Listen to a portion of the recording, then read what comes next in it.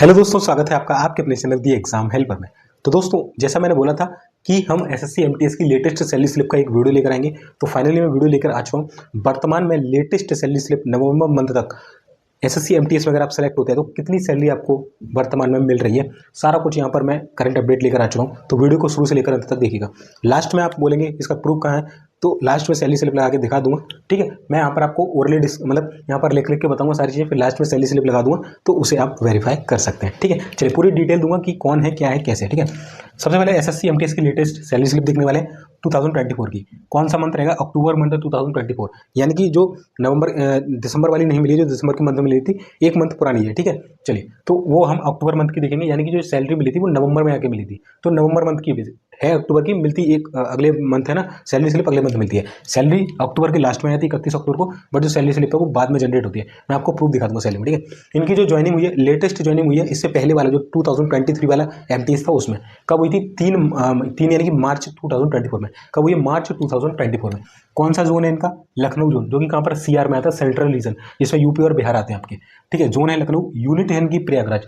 Unit कौन सी है? प्रयागराज है। और इनका जो ऑफिस है वो है एमईएस। एमईएस का मतलब होता है मिलिट्री इंजीनियरिंग सर्विस। वो ये जो ऑफिस इनको मिला हुआ है, जो डिपार्टमेंट मिला हुआ है, वो है एमईएस मिलिट्री इंजीनियरिंग सर्विस। ठीक है, चलिए अब देखिए यहाँ पर हम देखेंगे, आपको मालूम होगा जो इसका लेवल होता है वो होता है लेवल 1, 1800 इसका वो होता है, 18,000 बेसिक पे होता है। ठीक है, तो यहाँ पर हम देख लेते हैं जो स्टार्टिंग जो हमारे लेवल चलते हैं गवर्नमेंट जॉब के अंदर, वो होता है इनका लेवल 1 इनिशियल जो लेवल होता है। ठीक है, चलिए तो सारा कुछ हम यहाँ पर देख लेते हैं। सबसे पहले बात करेंगे बेसिक पे कितना है। तो बेसिक पे है इनका 18,000 रुपये। कितना है?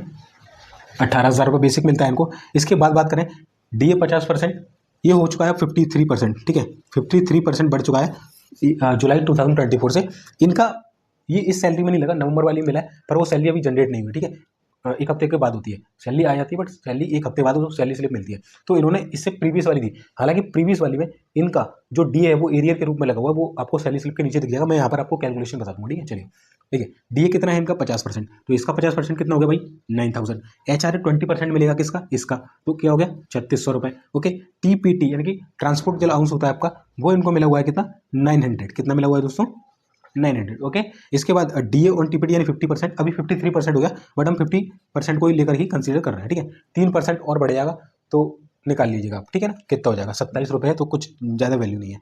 अब बात कर लेते हैं इसका ग्रॉस पे कितना बनता है। तो दोस्तों इनका जो ग्रॉस पे बनता है ना, वो यहाँ पर बनता है 31,950। कितना बनता है दोस्तों? 31,950। 31,950 बनना है, बट मैं क्या बोल रहा हूँ, डीए 3% इंक्रीज हुआ। कितना? 3%। अगर हम इसमें डीए भी इंक्लूड कर दें 3% वाला, तो प्लस इसका 3% है ना, 18×3 = 36, 360, प्लस ये थोड़ा थोड़ा बढ़ जाता है, इंक्रीज हो जाता है, तो 360 यानी कि 400 मोटा मोटा इनका बढ़ जाएगा। कितना? 400 रुपये।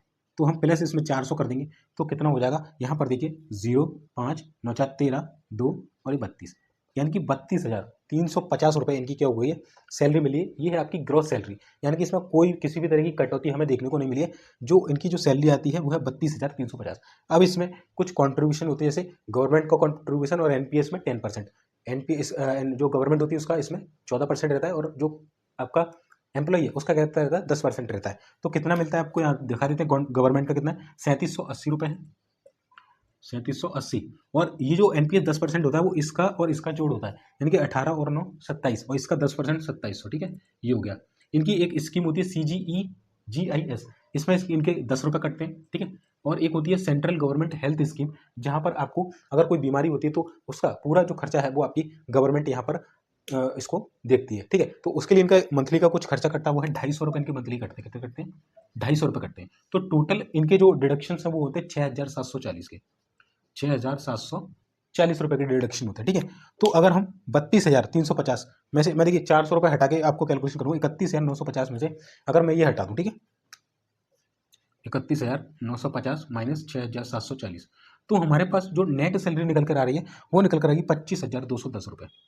25,210 रुपये ये इनकी आती है, प्लस इसमें 400 और जुड़ जाएंगे। ठीक है, क्योंकि हमने उसको लिया नहीं था, तो कितनी हो जाएगी आपकी? 0, 1, 6, 5, ये ₹25,610 इनको इन हैंड सैलरी मिल रही है। यानी कि जो इनके हाथ में, इनके जो अकाउंट में कट पिटने के बाद आते हैं वो ₹25,610 आते हैं। कितने आते हैं? ₹25,610। इनकी जो सिटी है, अब देखिए सिटी यहाँ पर 20% मिल रहा है। अगर यही रेट 10% होती तो जेड सिटी होती, 20% है यानी कि वाई सिटी है। कौन सी सिटी में पोस्टेड है? वाई सिटी में पोस्टेड है। ठीक है, 3 तरीके की सिटी होती है, यहाँ पर एचआरए अलग अलग मिलता है इनको। अगर आप जेड सिटी में है तो आपको 10% मिलेगा एचआरए, अगर आप वाई सिटी में है तो आपको 20% मिलेगा। वहीं अगर आप एक्स सिटी जैसे दिल्ली, मुंबई, चेन्नई, हैदराबाद, ये बिग सिटी है, अहमदाबाद हो गया, तो यहाँ पर आपको जो एचआरए मिलता है वो 30% मिलता है। यानी कि इसका 30%, 18 5400 मिलता है 3600 की जगह। ठीक है, ये चीज़ें आपकी यहाँ पर वेरी कर जाती हैं। तो मोटा मोटा जो अगर आप एम्प्लॉय नियुक्त होते हैं, अगर यही जेड सिटी में होगा तो ये कम हो जाएगा। कितना? ये केवल 1800 रुपये रहेगा, तो 1800 इसमें माइनस कर लेना। ठीक है, अगर वहीं एक्स सिटी है तो 1800 इसमें जोड़ लेना। 1800 के बाद इसमें भी थोड़ा बहुत चेंजेस होता है क्योंकि अलग अलग जगह आएगी। तो मतलब वही है कि कम है तो 1800 2000 के आसपास जोड़ के, और ये मतलब लगभग अगर एक्स सिटी जाओगे तो 30,000, और अगर जेड सिटी में चलेगा तो लगभग 23 से 24,000 के अराउंड आपको ये मिल जाएगा, 23 साढ़े 23 के आसपास मिल जाएगी सैलरी। ठीक है, तो बेसिकली जो एवरेज सैलरी रहेगी वो 25,610 आपको मिलने वाली है। काफ़ी अच्छी सैलरी है दोस्तों, ये मत सोचिएगा 25,000 मिले भाई, इनिशियल में है इतनी सैलरी मिली काफ़ी। इसमें काफ़ी सारे डिपार्टमेंटल आपके एग्जाम्स होते हैं, प्रमोशंस होते हैं, वहाँ पर आप अगर इनको देते हैं तो आप CHSL क्लियर कर लोगे, लेवल 2 में चले जाओगे, फिर लेवल 4 भी होता है उसमें। और गवर्नमेंट के अंदर इतने सारे एग्जाम्स होते हैं, वहाँ पर आप CGL में भी सेलेक्टेड हो सकते हो गवर्नमेंट एग्जाम्स के थ्रू। LDC होते हैं, लिमिटेड डिपार्टमेंटल कॉम्पिटिटिव एग्जाम, वहाँ पर आपको यहाँ पर मौका मिलता है। SSC के द्वारा हर साल ये एग्जाम्स कराए जाते हैं। ठीक है, तो ये था आपका इनिशियल सैलरी 25,610 अगर आप 2024 में एज ज्वाइन करेंगे, क्योंकि इसकी जो भर्ती है 24 वाली वो 25 में कंप्लीट होगी, तो कहीं ना कहीं जो डी है वो काफ़ी और बढ़ जाएगा। और ये सैलरी लगभग जो वाई सिटी के लगभग 30,000 के राउंड आपको देखने को मिलेगी। वहीं एक्स सिटी की जो सैलरी है मोटा मोटा 36 से 40,000, और जेड सिटी वाली लगभग 25 से 26,000 के राउंड आपको देखने को मिल जाएगी। तो दोस्तों ये वीडियो था, इससे पहले मैं ऑलरेडी कट ऑफ पर 2024 में कैटेगरी वाइज क्या क्या जा सकता है वो वीडियो बना चुका हूँ। अगर आपने नहीं देखा है तो जाके देख लेना, रिजल्ट कब आएगा उस वीडियो में मैंने बता दिया था। बाकी इसके अलावा कोई भी डाउट है, कोई भी क्वेरी है तो नीचे कमेंट सेक्शन में करना मत भूलिएगा, और बताइएगा कि आपके मार्क्स कितने हैं, कैटेगरी कौन सी है। मिलते हैं फिर नेक्स्ट वीडियो में, चैनल को सब्सक्राइब जरूर कर लेना। तब तक के लिए जय हिंद, जय भारत।